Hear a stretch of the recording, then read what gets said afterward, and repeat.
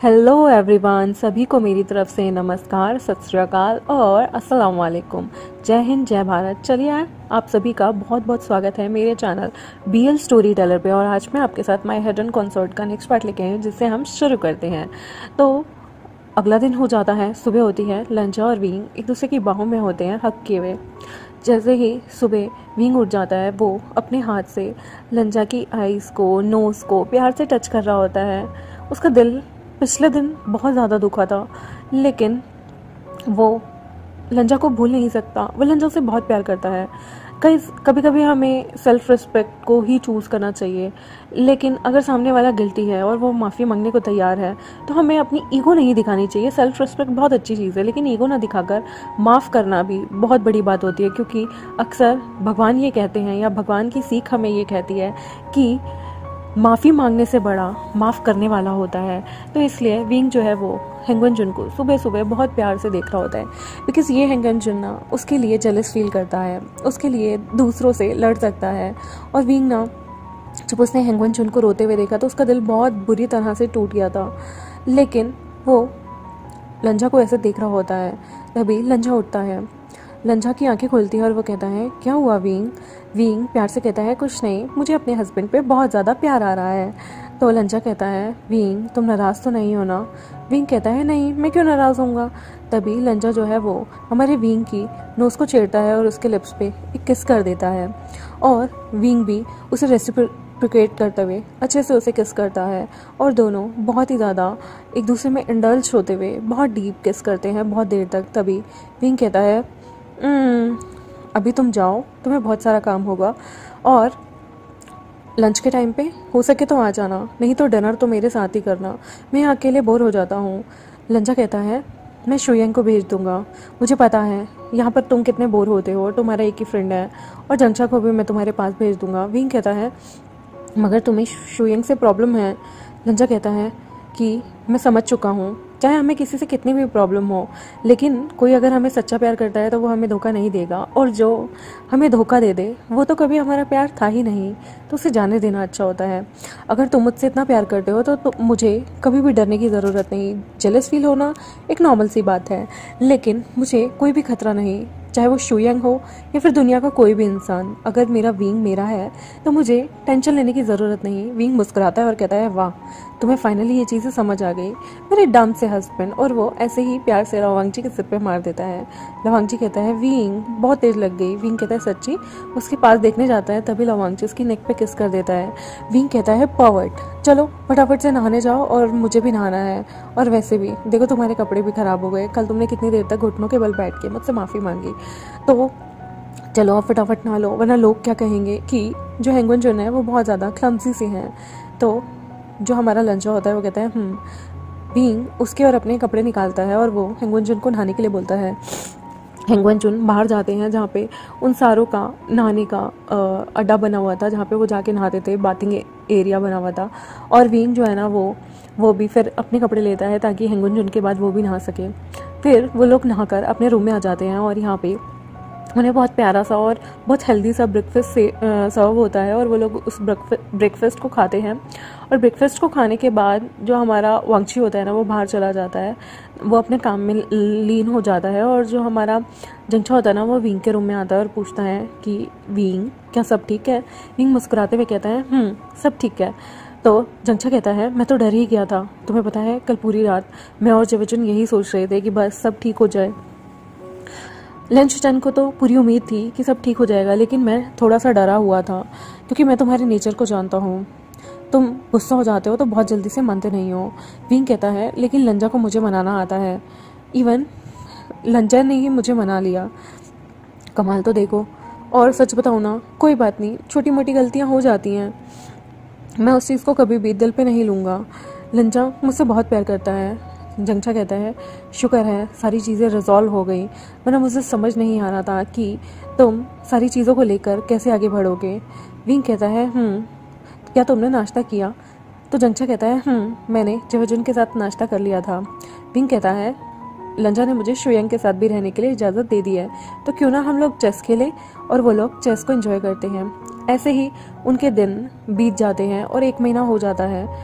रात में ये अल्फाज अपने अपने ओमेगा हस्बैंड्स के साथ डेली नाइट एक्टिविटी में भी शरीक हुआ करते थे और उन लोगों के बीच में काफ़ी अच्छे से सारी चीज़ें चल रही होती हैं कि तभी ना अचानक से दोनों ओमेगास की सुबह सुबह तबीयत ख़राब होने लगती हैं।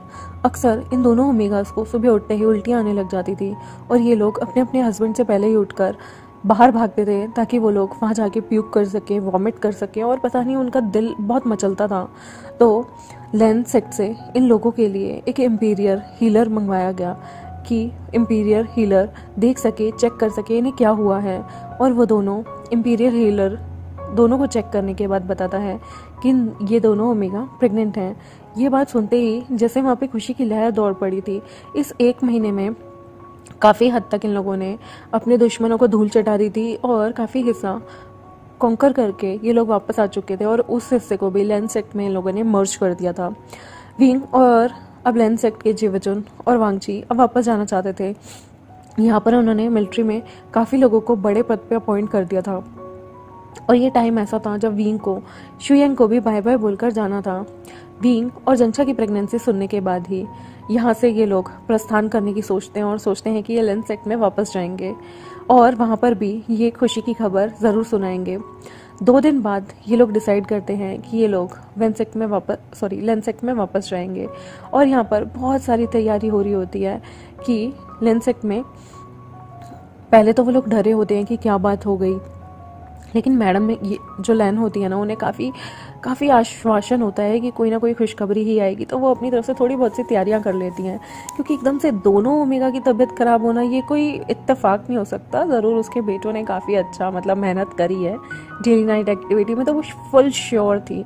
और विंग को पता चलता है कि वो अप्रॉक्स 1 मंथ से ज़्यादा प्रेग्नेंट है और जंचा को भी पता चलता है क्योंकि एक्चुअल में वो लोग अपनी अपनी वेडिंग नाइट को ही प्रेग्नेंट हो गए थे। तो ऑब्वियसली वो 1.5 महीना या लगा लें इतना ही प्रेग्नेंट थे वो लोग और 1.5-2 महीने के अराउंड वो लोग प्रेग्नेंट थे। तो विंग जो है ना वो अक्सर जब भी लवांगजी के साथ इंटीमेट होता था तो लवांगजी बहुत एहतियात बरतता था और यहाँ जीवजुन भी वो जंचा का काफ़ी ख्याल रखते थे क्योंकि जंचा को काफ़ी ज़्यादा वॉमिट लगी हुई थी। विंग से ज़्यादा ना जंचा का हाल ख़राब होता था, विंग का हाल ख़राब होता था। लेकिन जो हमारे हेंगुनजुन है ना वो काफ़ी स्ट्रिक्ट थे विंग की सेहत को लेके, लेकिन जीवजुन जो थे ना वो ज़्यादा स्ट्रिक्ट नहीं होते थे हमारे जंचा के साथ।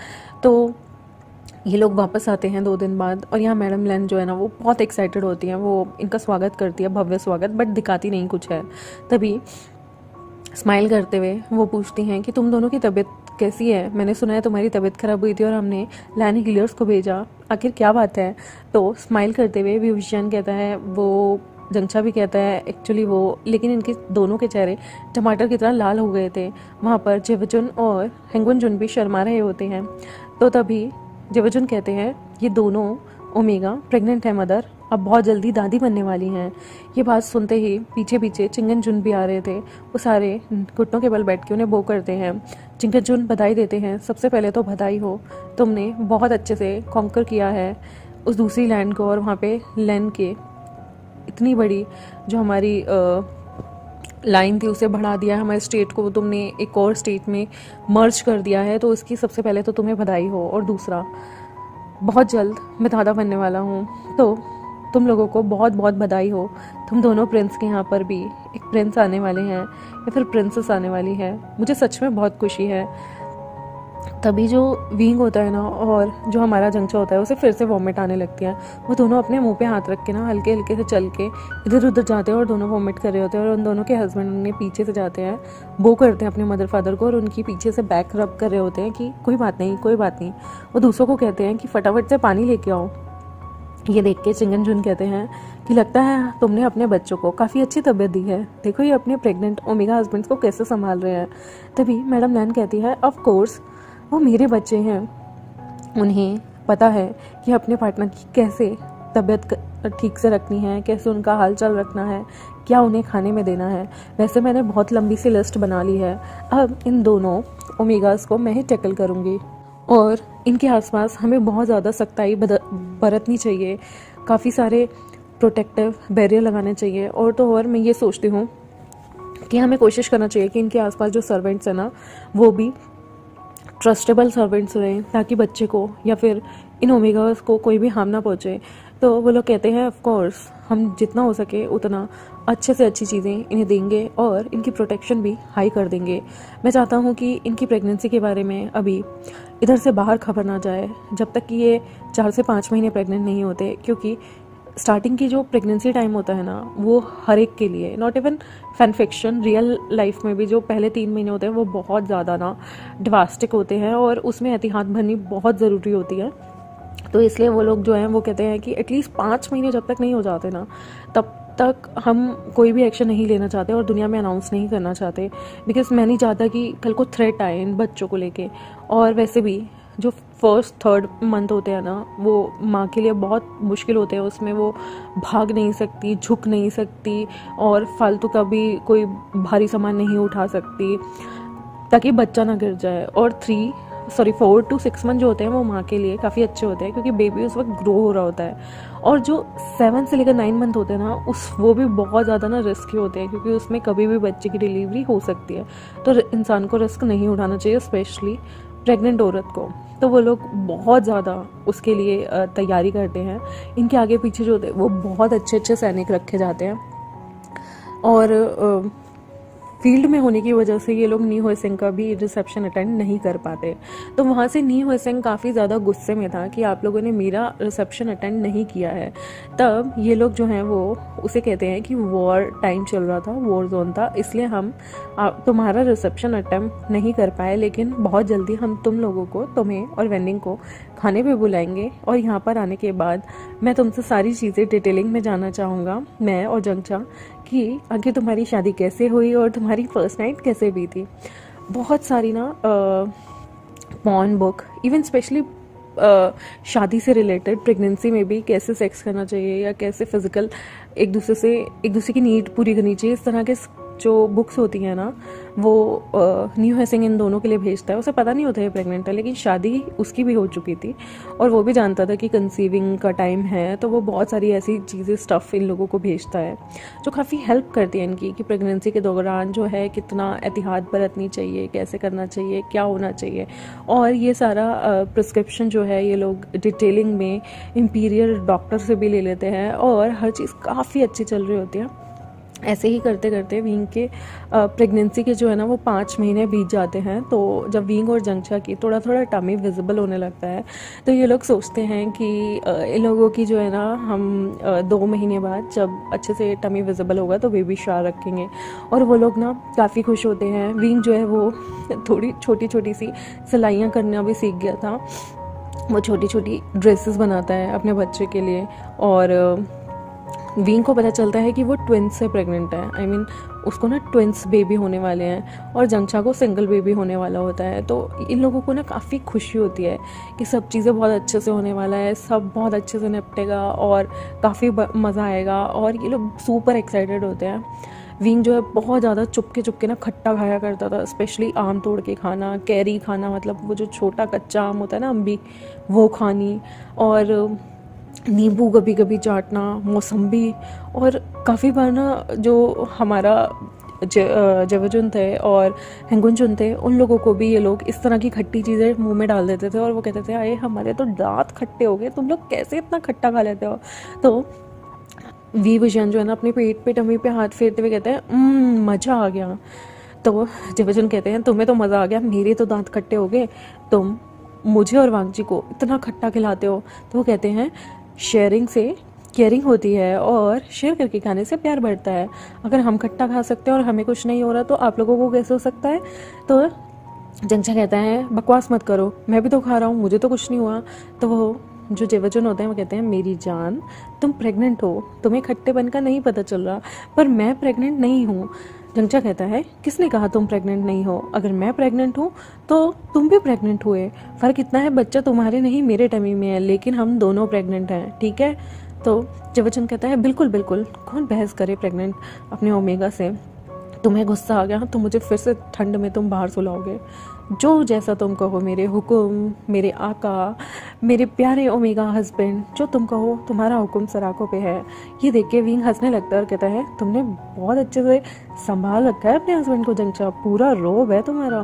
जंगचा कहता है बिल्कुल संभाल के रखना चाहिए, इनका क्या भरोसा, इधर उधर किसी और पे नज़र डाल ली फिर। विंग हंसता है और कहता है बिल्कुल, और मुझे यकीन नहीं आ रहा, बहुत जल्दी जब हमारी बेबी शावर की सेरेमनी होगी तो मैं काफ़ी टाइम बाद मदर फादर से भी मिलूँगा।